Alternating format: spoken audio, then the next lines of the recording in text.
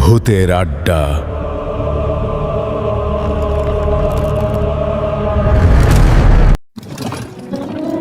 উলিপুর গ্রামটি যেন শান্ত ও নিরিবিলি একটি গ্রাম। আঁকাবাঁকা মেঠো পথ, দুই ধারে সোনালি ধান, রাস্তার পাশে খেজুর গাছ, সবকিছুই যেন উলিপুর গ্রামের সৌন্দর্য বৃদ্ধি করেছে বহুগুণ। উলিপুর গ্রামের সকালটা যেন আরো বেশি শান্তিময়। ভোরে সূর্য উঠতেই কুয়াশা ভেদ করে দূর থেকে ভেসে আসে গরুর ঘণ্টার ধ্বনি আর পাখিদের কলতান। এই গ্রামের বেশিরভাগ মানুষই গরু পালন করে, ধান চাষ করে, শীতকালে খেজুর রস বিক্রি করে নিজেদের জীবিকা নির্বাহ করে।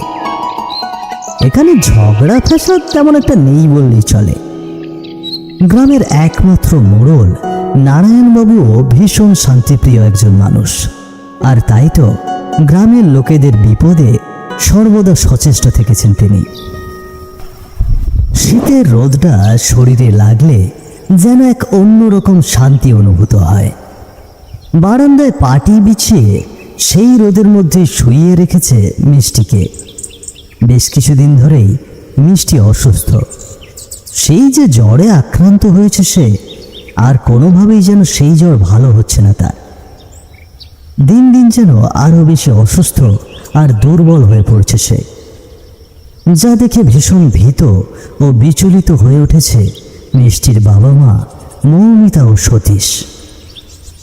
হ্যাঁ গো, মেয়েটা যে দিন দিন আরো বেশি অসুস্থ আর দুর্বল হয়ে পড়ছে।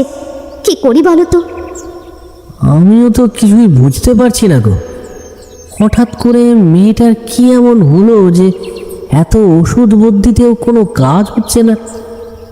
শোনো না, আমি বলছিলাম কি, মিষ্টিকে একবার শহরে নিয়ে গিয়ে বড় ডাক্তার দেখালে কেমন হয়?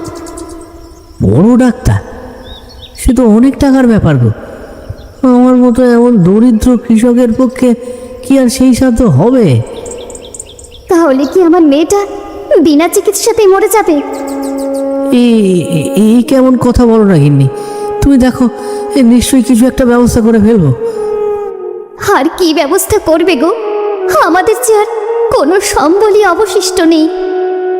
মিষ্টিকে কিভাবে শহরে বড় ডাক্তারের কাছে নিয়ে যাবে, এই নিয়ে চিন্তায় অস্থির সতীশ ও মৌমিতা।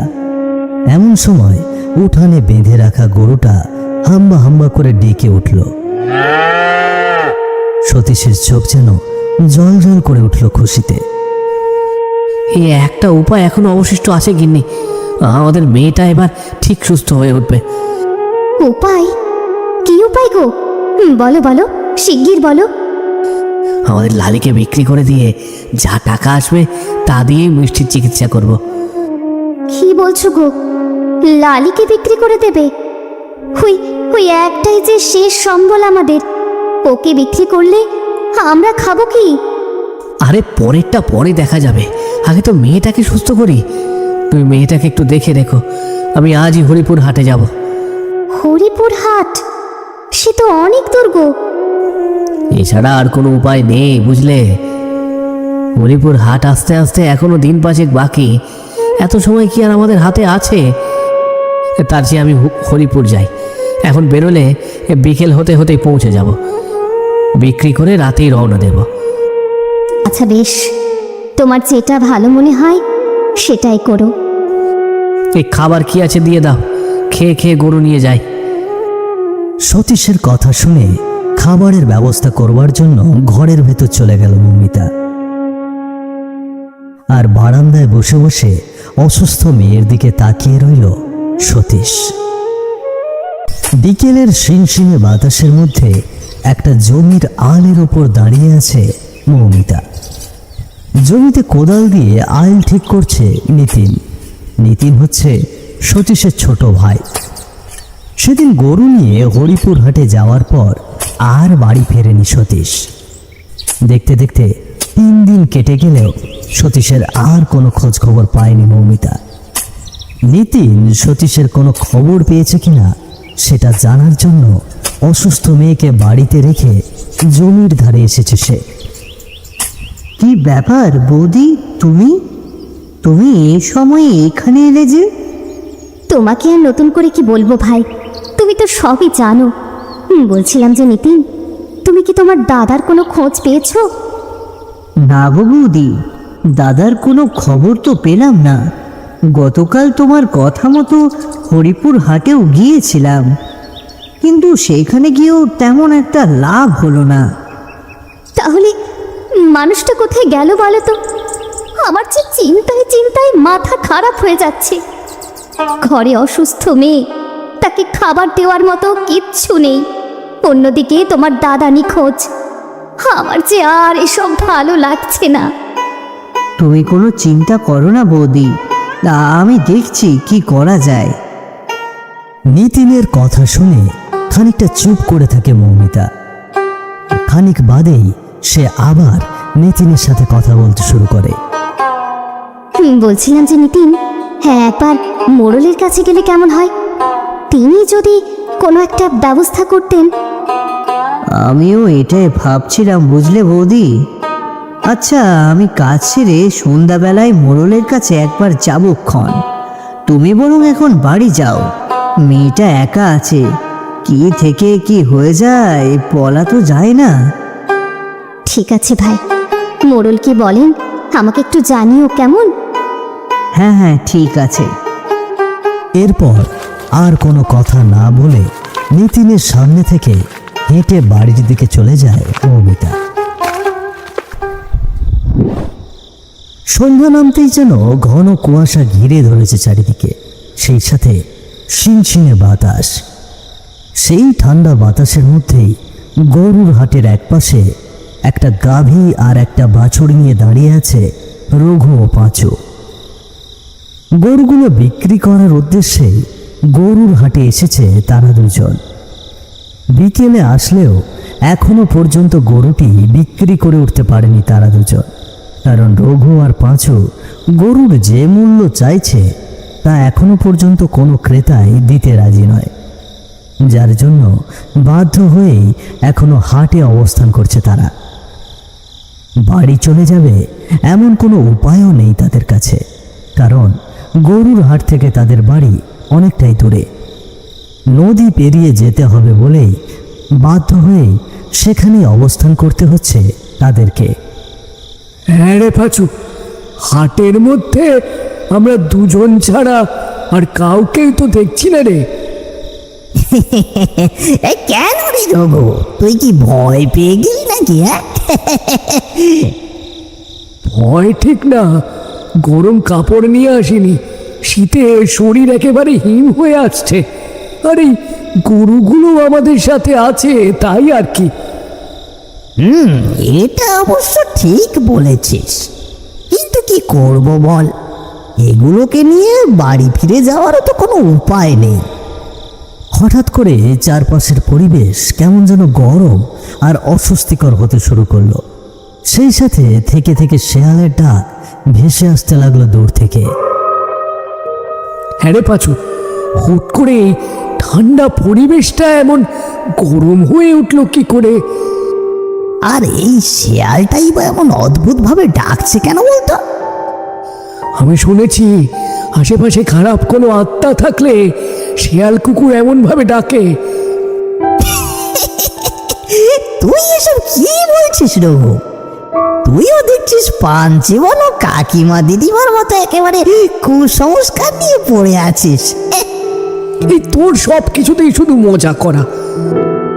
এমন সময় একটা কালো ছায়া দ্রুত গতিতে ছুটে চলে গেল রঘু আর পাঁচুর সামনে দিয়ে, যা দেখে ভয়ে জড়সড় হয়ে গেল রঘু। ওই দেখ, ওই দিক দিয়ে কি যেন গেল। আরে ওসব কিছুই না, অযথা ভয় পাচ্ছিস তুই।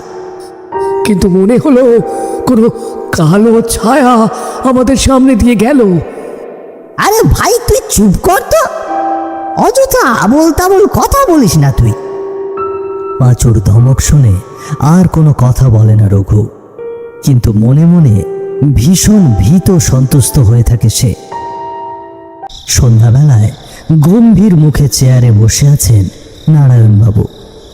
এই শীতের মধ্যে ঘরের বাইরে আসার কোনো ইচ্ছেই ছিল না তার। এক প্রকার বাধ্য হয়েই বারান্দায় এসে বসেছেন তিনি। গ্রামের লোকজনের বিপদে আপদে সবার আগে এগিয়ে আসতে হয় তাকেই। তাই তো ইচ্ছের বিরুদ্ধে গিয়ে নিতিনের ডাকে সাড়া দিয়েছেন তিনি। নারায়ণবাবুর সামনে শুকনো মুখে দাঁড়িয়ে আছে নিতিন। গত 3 দিন ধরে তার দাদার কোনো খোঁজ খবর নেই। হরিপুর হাটে গরু নিয়ে গেলেও আর বাড়ি ফেরে না সে। এদিকে খানিক আগেই মারা গিয়েছে নিতিনের দাদার অসুস্থ মেয়ে মিষ্টি। কি রে নিতিন, তুই হঠাৎ এমন সময়ে আমার কাছে এলি, কিছু হয়েছে নাকি? নারায়ণবাবুর কথা শুনে নিজেকে আর ধরে রাখতে পারল না নিতিন। হাউমাউ করে কেঁদে উঠল সে, যা দেখে আরও বিচলিত হয়ে উঠলেন নারায়ণবাবু। কর্তা বাবু, আমাদের এ কি সর্বনাশ হয়ে গেল কর্তা বাবু।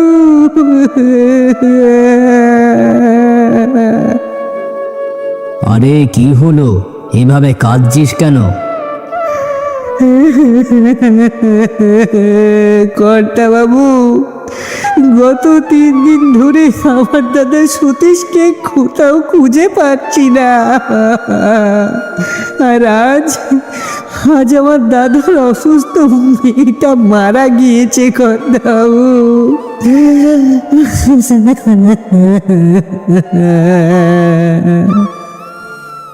কি বলিস রে? কিন্তু সতীশ কোথায় গিয়েছিল, কিভাবে হারিয়ে গেল সেসব কিছু জানিস? আগে কর্তা বাবু, বৌদি বলল দাদা নাকি তার বহুদিনের পালিত গাভীটা নিয়ে হরিপুর হাটে গিয়েছিল বিক্রি করতে। গাভী বিক্রির টাকা নিয়ে দাদা তার অসুস্থ মেয়েটাকে নিয়ে যেত শহরে চিকিৎসার জন্য। কিন্তু হরিপুর থেকে দাদা আর ফিরে আসেনি। 3 দিনে মেয়েটা আরো বেশি অসুস্থ হয়ে পড়ে। আর আজ মেয়েটা মারা যায়।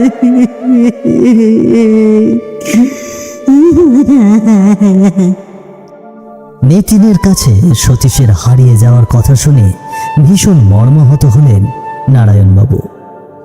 তোকে যে কিভাবে সান্ত্বনা দেব সেই ভাষা আমি খুঁজে পাচ্ছি না। আচ্ছা আচ্ছা, তুই কোনো চিন্তা করিস না, বাড়িতে যা। বাড়িতে গিয়ে বাচ্চাটা সৎকারের ব্যবস্থা কর, আর সতীশের খোঁজ খবর নেওয়ার ব্যবস্থা করছি। আগে কর্তা বাবু। নারায়ণবাবুর কথায় আশ্বস্ত হয়ে বাড়ির দিকে ছুটে গেল নিতিন। বারান্দায় তখনও গম্ভীর মুখে বসে রইলেন নারায়ণবাবু। বেশ কিছুক্ষণ ধরে জড়সড় হয়ে দাঁড়িয়ে আছে রঘু। এতক্ষণ ধরে ভয় না পেলেও এখন যেন কিছুটা ভয় পেয়েছে পাঁচুও, কারণ তাদের দুজনের সামনেই দাঁত বের করে দাঁড়িয়ে আছে একটি ভয়ঙ্কর কালো ছায়া, যার সারা শরীর কালো। শুধুমাত্র চোখ দুটো আর দাঁত ছাড়া কিছুই ভালোভাবে দেখা যাচ্ছে না। অন্ধকারের মধ্যে এমন একটা প্রতিবিম্ব দেখে আরো বেশি ভীত সন্তুষ্ট হয়ে পড়ল তারা। তাদের এই ভীত মুখ দেখে হা হা করে হেসে উঠল ছায়াটি।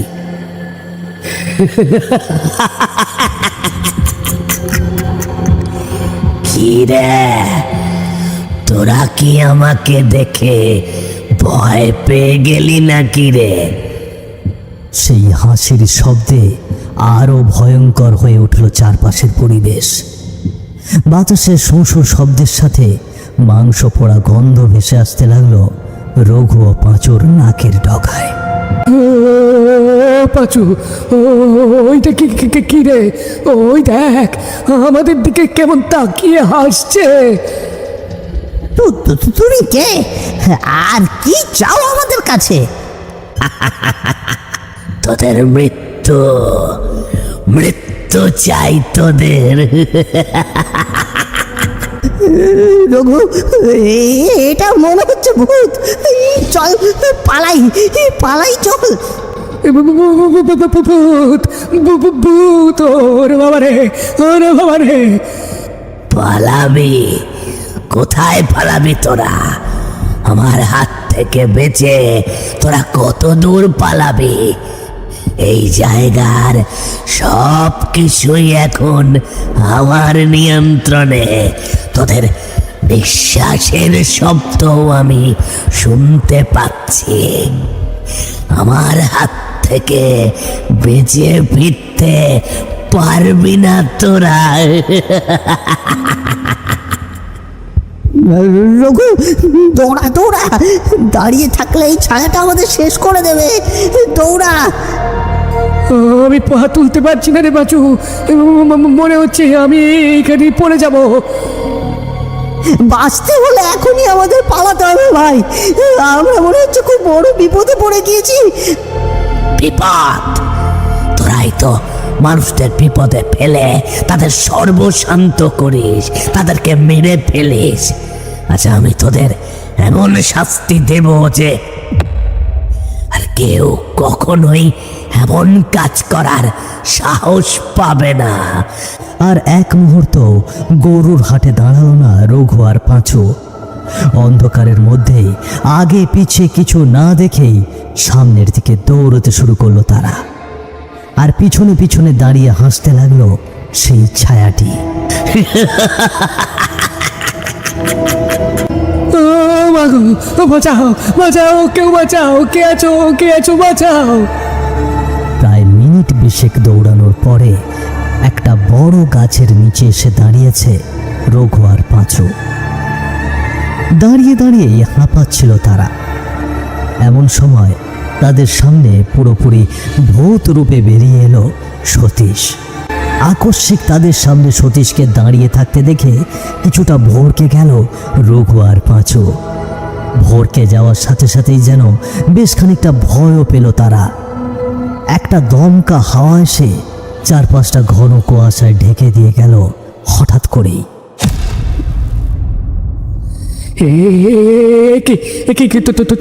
তুমি কে? তুমি এইভাবে আমাদের পিছু নিয়েছো কেন? তুমি কি সেই ছায়া যে এতক্ষণ ধরে আমাদের পিছু নিয়েছিলে? হ্যাঁ রে, হ্যাঁ, আমি সেই। যাক, তোদেরকে আর কষ্ট করে আমার পরিচয়টা দিতে হলো না। কিন্তু তুমি আমাদের পিছু নিয়েছো কেন? আমরা কি করেছি? দয়া করে আমাদের ছেড়ে দাও, আমাদের যেতে দাও। ছেড়ে দেব, যেতে দেব। আজ তোদের কোথাও যাওয়া হবে না। আজ তোদের সাথে আমার এক অন্যরকম বোঝাপড়া আছে। আগে সেগুলো মিটিয়ে নি, তারপর যাবি। কিন্তু তুমি কেন আমাদের সাথে এমন করছো? কি করেছি আমরা? রঘুর এমন কথায় যেন ক্ষিপ্ত হয়ে গেল সতীশ।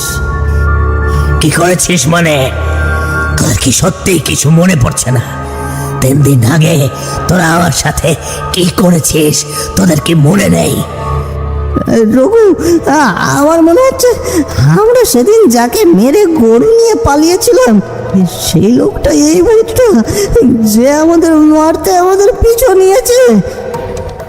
বলিস কি রে বাচু? তাহলে এখন কি হবে?